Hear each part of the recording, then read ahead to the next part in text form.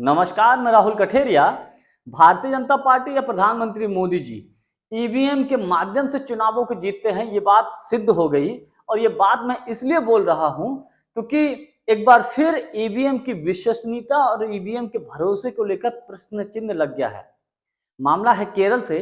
तो केरल में ईवीएम और वीवीपैट का मॉक टेस्ट हो रहा था। मॉक टेस्ट का मतलब ये होता है कि ईवीएम में जितने भी कैंडिडेट हैं, उन सभी कैंडिडेट्स को, उन सभी प्रत्याशियों को वोट डाला गया और वोट डाल के ये चेक किया गया कि वोट डालने के बाद जितने वोट डाले गए थे, क्या उतने ही वोट निकल रहे हैं या उससे कम या ज्यादा निकल रहे हैं।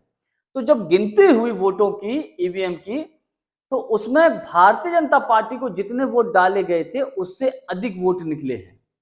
ये केरल में घटना हुई है और 24 के लोकसभा के चुनाव से पहले हुई है। पहले चरण की वोटिंग 19 तारीख को है यार।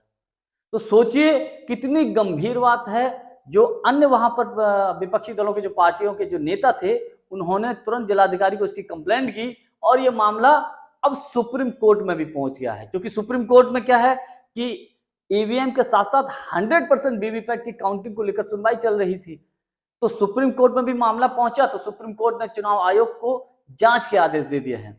अब सवाल यह है कि आज चुनाव आयोग इसकी निष्पक्षता से जांच करेगा। यह सबसे बड़ा प्रश्न चिन्ह है। क्यों? क्योंकि अभी कुछ दिन पहले चुनाव आयोग से जब एक पत्रकार वार्ता के दौरान एक पत्रकार महोदया ने जब सवाल पूछ लिया था ईवीएम को लेकर, तो उन्होंने शेरो शायरी सुना दी थी। चुनाव आयोग तो ये बोलता है कि ईवीएम बिल्कुल पारदर्शी है, इसमें किसी प्रकार का कोई घपला या इसमें किसी भी प्रकार कोई धांधली हो ही नहीं सकती।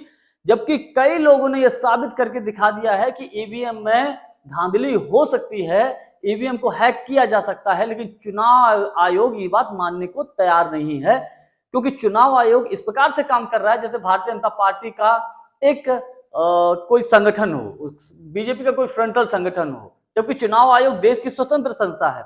चुनाव आयोग के हाथ में लोकतंत्र को बचाने की जिम्मेवारी है। लेकिन चुनाव आयोग ऐसा लग रहा है कि बिक चुका है बीजेपी के हाथों में, बीजेपी का खिलौना बन चुका है। क्यों? जब विपक्षी पार्टी के लोग उंगली उठा रहे हैं तो आपको क्या आपत्ति है बैलेट से चुनाव कराने में? तो आज जो केरल में जो घटना हुई है बेहद गंभीर है। ईवीएम को लेकर एक बार फिर प्रश्न चिन्ह लग गया है। जैसा कि अपोजिशन पार्टी के नेता बोलते भी हैं कि भैया एक राजा की जान तोते में होती है। तो इस वक्त जो क्या मामला है, अब क्या है आप समझ सकते हैं। क्यों प्रधानमंत्री मोदी जी अब की बार 400 पार बोलते हैं?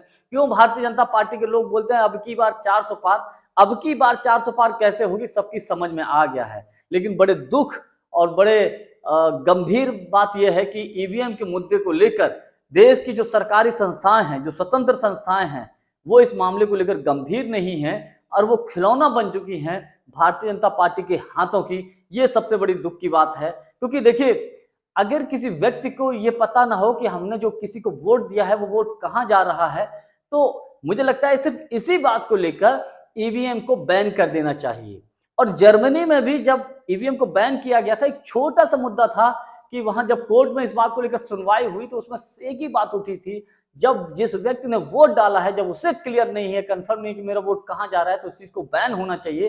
तो ईवीएम के खिलाफ तो इतने सारे सबूत मिले हैं, इतने सारे सबूत हैं कि उन सबूतों के बावजूद चुनाव आयोग ईवीएम से ही चुनाव कराने पर तुला हुआ है, अड़ा हुआ है।